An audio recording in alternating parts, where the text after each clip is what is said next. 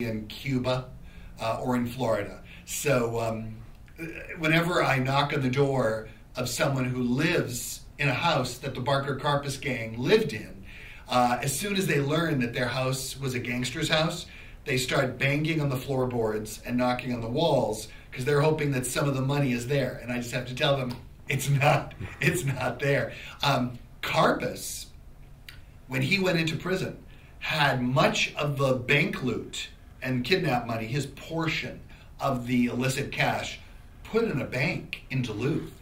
And when Karpus got out of prison decades later, an old man, sick, broken, he went to the bank, two other banks also, but Duluth was one of them, took out all the money from the 1930s that had been growing with full interest. And Karpus went to Torremolinos, Spain, where he was seen eating the best food, steak, fine wine. He had a girl under one arm and another girl under another arm. He lived it up with the money that he had stolen when he was a young man. And then one night in Spain, he took an overdose of sleeping pills and took his own life. Didn't leave a note. We have no idea why Karpus killed himself, but it's probably because he had his fun in his life. He'd been a notorious gangster. He lived it up at the end of his life. What more was an old man going to do but remove himself from this earth? A strange and fascinating story, Alvin Karpus. Yes, even Karpus and Barker seem to have their own distinct kind of, Barker was seen to be, well, at least from what I understood, reading, he's more quick to kill. Freddie. I think Karpus, Alvin Creepy Karpus, was disturbed at how easily Freddie in particular, but Freddie and Doc Barker, like to kill. There's a classic story. You've probably seen Como Park in St. Paul, the Como Zoo. I believe shortly before the Ham kidnapping, the Barker Karpus gang robbed a bank in Minneapolis, the Third Northwestern National Bank, in December of '31, I believe. And an innocent bystander walked over to the Barker Karpus gang's car, which had sprung a flat tire after the bank robbery, and said, "Excuse me, can I help you change the tire?" And I believe it was Freddie Barker picked up a machine gun and blew this, I think it was a 20-year-old, newly married young guy, blew him away. And didn't have to. He just liked to kill. And Alvin Karpus didn't like to kill. Alvin Karpus liked the thrill and the money. So I think there was a tension between Freddie Barker and Alvin Karpus, but they got along well enough to rob a lot of banks. I was going to say it would have been, as we discussed earlier, probably too much to have Dillinger in the fold too. Just having those two together would be enough of a balancing act to. Now, as far as the FBI, I mean, obviously it wasn't called the FBI until the 1930s.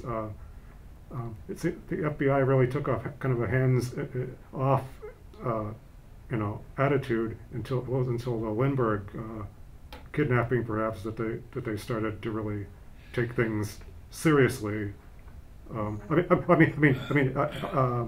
J. Edgar Hoover himself was, he was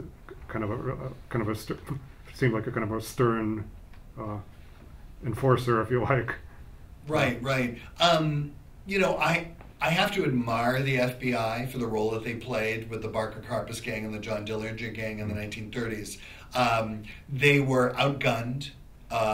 They had very limited powers between states. Congress hadn't changed the law yet. The Dillinger gang had better machine guns than the FBI did. And the FBI had to deal with not being able to trust the St. Paul police. So here's the FBI knocking on doors with St. Paul cops and risking their lives, because the Dillinger gang were behind the doors in some cases in St. Paul. And the St. Paul police were letting the Dillinger gang know, oh, by the way, we're going to raid you in an hour. You better get out of there. So, and the detective work that the FBI did when Ed Bremer was finally released after being kidnapped by the Barker Karpus gang, the FBI learned from Bremer the design of the wallpaper in the room that Bremer had been held at in Bensonville, Illinois. And then they tracked down not hundreds, but thousands of samples of wallpaper, identified the wallpaper that the gang had in their safe house, and then found out who bought the wallpaper. Insane detective work. So you gotta grudgingly give the FBI credit. At the same time, J. Edgar Hoover was slow to go after the mafia, the La Cosa Nostra, organized crime. But as far as the Dillinger gang, the FBI got involved relatively early because, again, we're talking about a Dillinger gang that would take out a submachine gun and blow apart 3 city blocks. The FBI couldn't ignore that. And the local police were helpless because the Dillinger gang was multi-state inherently. So if you're the Oklahoma police, you can't chase Dillinger to Minnesota. You needed the FBI to capture outlaws who would go from state to state. So the FBI got involved pretty early, and of course the FBI successfully destroyed the Barker Karpus gang and destroyed the Dillinger gang. They ignored the mafia, but they still got the Dillinger gang. So, yeah.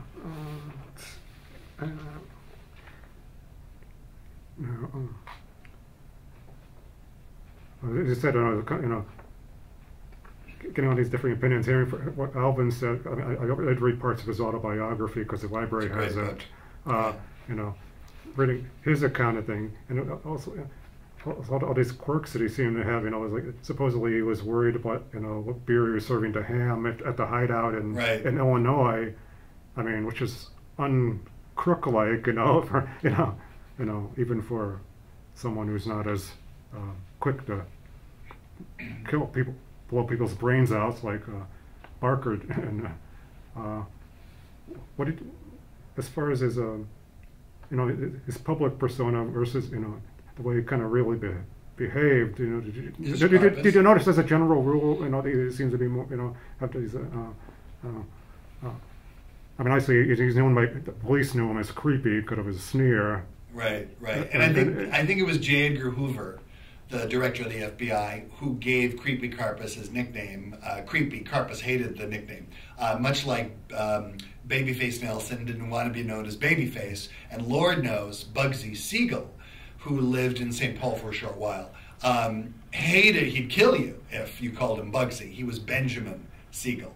I figure you can't make it as a crook in Minnesota in the 1930s unless you have a nickname like Machine Gun Kelly or Shotgun George.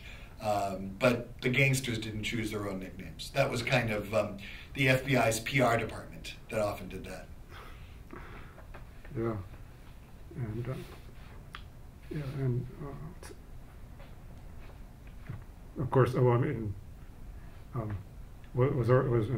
34. I mean, of course, Fred and his ma were gunned down in Florida hideout, and then so Alvin was on the run for the next year and a half or so.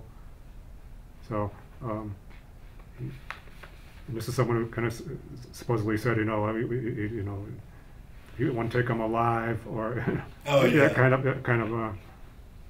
I mean, he because I saw some. You can see some of the interviews with him on even YouTube has those. So I saw. I think it was from when he was in prison.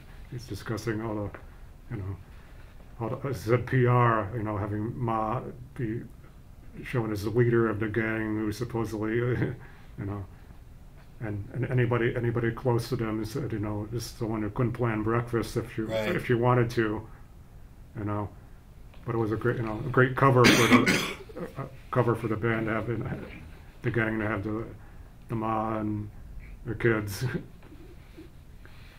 the undercover stuff. Let's see, think of anything else here.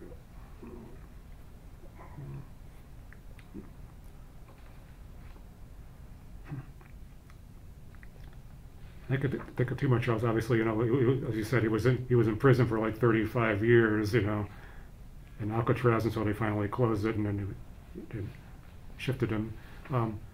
He, since he was I didn't get too much of the stories because obviously in prison he had the Birdman from Alcatraz, and he often got in squabbles in prison, like even Fred's brother got killed in prison, so they were they didn't lose a lot of their gangsterly attitude once they but yeah. Off the top of my head, I can't think of too much else on this topic, but it's fine. It's yeah. But thank you very much for coming My down. pleasure. Nice to talk with you. Yeah.